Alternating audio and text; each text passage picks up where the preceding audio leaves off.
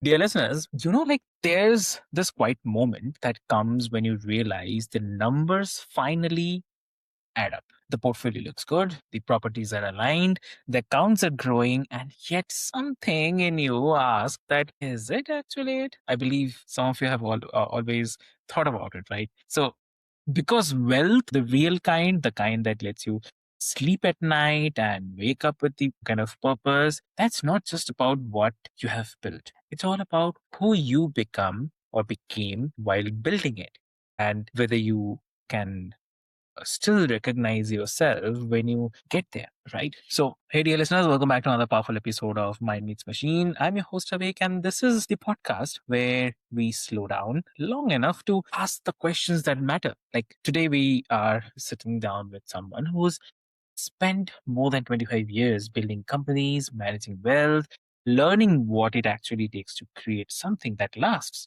not just financially, but personally, right? So please welcome my guest, Dan Beech. So welcome to the show. Thank you so much for having me. It's a pleasure to be on and an honor, and I hope I can live up to that introduction. Definitely you are. So the dear listener, like before we get into the discussion, I'll quickly love to introduce you to Dan. So Dan is an executive investor and the author who's worked across real estate, lending, blockchain, healthcare, and wealth management. And he's also written exclusively, or I mean, extensively about what sophisticated investors actually need to know. Like not just to grow wealth, but protect that, use it wisely and stay human in the process. That is much more important, right? So, dear listeners, I'll not take much of time because there are a lot of things to discuss with Dan. So, let's get started. So, Dan, so today we want to.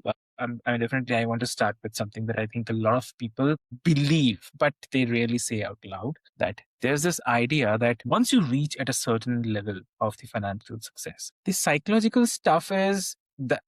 It just kind of sorts itself out, that clarity comes with the capital, that pace arrives with the portfolio. So what do you think? I mean, what is the biggest misconception here that people carry about wealth and their relationship to it?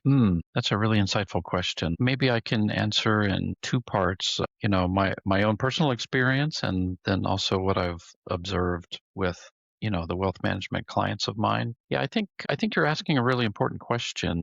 Mm, From my own perspective, it's something that has been on my mind lately, right? So as an entrepreneur, the one of the underlying, I don't know if you want to call it a skill set, but character qualities is, just driving hard and driving fast and refusing to accept defeat, just keep going and keep pushing forward. And then at some point, if that's the character trait that got you to your level of success, mm. can you switch it off, right? Like, can Yeah. you actually stop being yourself, or can you deny that part of yourself that got you to where you are? I don't know that I have the answer to that. It's something that I'm personally struggling with. How do you now, once you've reached a certain level, how do you start to add in balance for the family time that you've neglected as you were building, or the relationships of your friends that you didn't hang out at the group activities because you had another employee meeting or an investor meeting or something like that. So yeah, I think it's a really important question to discuss. And because this wealth part is definitely very important, I believe. And when you see, when maybe you have, I believe you have already seen it. So when you see this kind of misconception play out in the real estate, so with someone who's already built something significant, so what does that unraveling actually look like? So, yeah. I think I think one of the advantages of someone that has spent a whole lifetime and a career building Mm, wealth, yeah. if they're doing it nicely, one of the luxuries that I've noticed that enables them, it's sort of the top level concept to really address what you said at the beginning, not only build the wealth, but how do you establish a framework to make sure you're protecting it and it's something that lasts. And it's really the luxury of free brain time. Mm, If you notice, there's kind of the luxury brands have started altering their marketing around this concept. Really, they're sort Yeah. of targeting that. But what it means is, you're no longer in the daily grind. You don't have that money pressure where you have to Mm, constantly make another dollar to pay another dollar of bills, but you have the free time just to sort of think and be in your head. Or maybe it means you now have the free time to yeah. consult with professionals, trust an estate attorney or the CPA or the high level advisor or the high level Mm, business consultant. So, and then not only to consult with those, but just have the free brain time to sort of absorb all of that information and think about how to apply it to your life. mm, And that's my recommendation. It's something I'm trying for, even though I'm still in that, I feel like I'm in that grind mode. I try to carve out just mm, free brain time where I don't have any particular expectation of myself or no one else for the next hour or whatever. And I mm. just kind of let my brain go where it goes. Exactly. I can understand. Yeah. Yeah.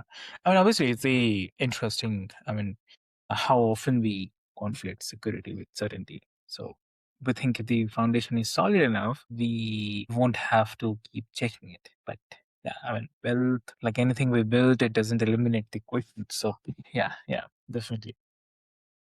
Yeah. And I think what yeah, I've observed also is, to your point, sorry to mm, interrupt, yeah, is please. that's something that I've noticed with a lot of really wealthy people. A lot of that, whatever it was that motivated them to have accumulated that wealth, came from Mm, something somewhere. Maybe it was, some hardship that they had as a child. Maybe it was yeah, some event. Maybe it was the country where they were living. There was a war and now they've relocated. So there's that underlying sort of drive that got them to where they are. And it doesn't always go away. It's hard to yeah, find that peace because whatever drove you to achieve that success doesn't necessarily go away now that you have the success. You have to be mindful and intentional about that as well. true. I really thank you for sharing that. And so I mean, is there a moment like a turning point maybe where someone starts to realize that the strategy they have been running is not actually kind of serving the life that they want to live? Anything? Wow. Yeah, those are the big questions, right? Like, why are we here, and why are we doing this?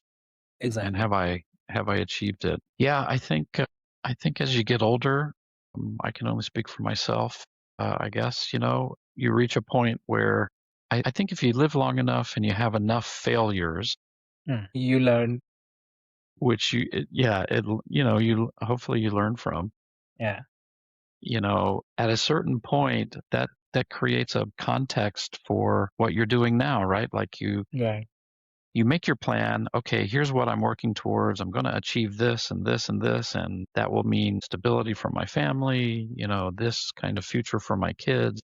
Mm, I can help my friends, whatever it is. But you have that underlying thoughts about, well, last time I tried that, I missed the mark or I failed mm, completely or whatever. And so it absolutely informs how we move forward. And for me, I just try to reframe all of that in my mind as gratitude. Every morning I wake up before I touch a device, before I, engage with the mm. world, I try to run through a sort of mental script of being grateful for even the hard things in my past Yeah. because everything has led me to where I'm at today and just remind myself to be grateful for the small things.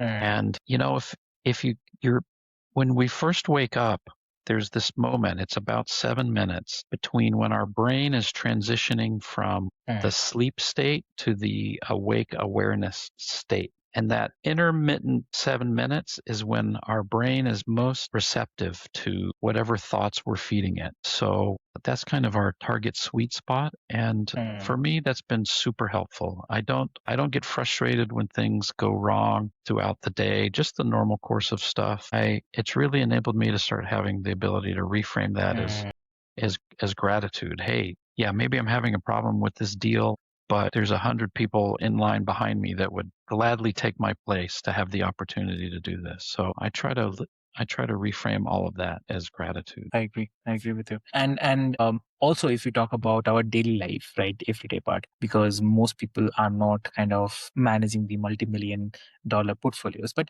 they are still carrying their weight around the money, around what it means, around whether they're doing it right or not. So, how does this tension between accumulation and meaning show up in the smaller, quieter decisions people make? I think that depends on where you are in the stage of your life. You know, if you're in the early stages of building, then that money seems maybe fleeting and seems not important, right? Like if you're trying to start your career and you're on the, you know, as most people starting their career on, they're on the lower end of how much they can earn and how much they can make. Maybe you have the attitude of, you know, it's not that important because it's not that much money anyway. But I think that's a mistake. I think you start as early as you can, carve out even some small amount, whatever it is, you know, and I know it's an international audience for this podcast, but my Yeah. frame of reference is American dollars. You know, even if it's $50 a week or whatever the equivalent is wherever you are, $50 a month, you know, whatever that number is, start building those habits and be intentional about that. Don't you know, make sure you're framing that effort as something that's really valuable in your mind, and that will Uh, continue to grow as well as the money will continue to grow over time. exactly. Exactly true. Yeah. Yeah. And also like so if someone, I mean, it's kind of, I think for the listeners it will help for sure. If someone's standing in that gap right now, they're feeling that weight of it. So what do you think? What is the one practical approach you would offer them? Say something that helps them move towards a relationship with wealth that actually feels aligned. So What do you mean? I'm sorry. Like what gap are you thinking of? A gap in the sense like between optimizing for and what they're actually living for. So kind of, yeah. Oh, I see what you're saying. Yeah, the balance between Mm, living and yeah, yeah. yeah. That's boy, that's a tough one. Uh-huh. There's so much pressure, you know, especially on the providers for the family, whoever is assuming that role. Uh, You know, you come home and you see your kids and you want the best future for them. You want a peaceful life for them. You know, we're humans. All of us want that same thing for our kids. And so whoever's providing for the family absolutely feels that pressure. And usually what that means is, you know, making money so that you can do that. Unfortunately, that's the world that we live in. So how do you find the peace between that constant visual pressure and, you know, those visual reminders when you see your kids, what I mean by that, and, you know, find that balance between that and, and producing wealth. And I think the secret is, you know, using the wealth as a tool. You know, it's if you were building a house, you would have your set of tools that each thing accomplished its part of the process, right? It's a different right. tool to build the wooden framing. It's a different tool to run the plumbing. It's a different tool for pouring the foundation, the concrete, if that's what you're using, right? So the wealth really is just a different tool for you to achieve those goals that you've had. In this case, it's building the house of your family's future. So think of it as that way and be intentional about it.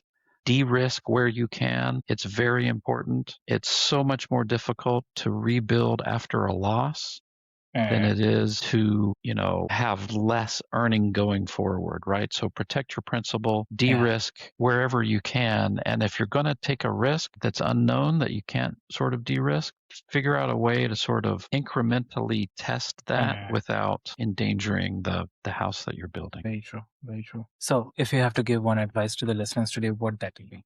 Try to be at peace with yourself and look for the opportunities in the Mm, world around us. yeah.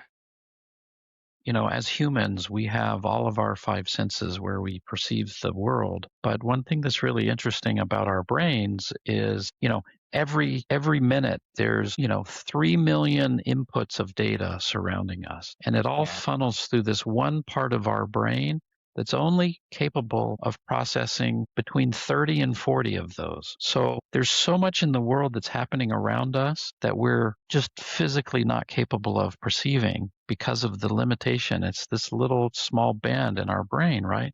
But we can tell that part of our brain what to let in and what to reject. So that's my Mm, biggest piece of advice, is to start being intentional about telling yourself what you're looking for.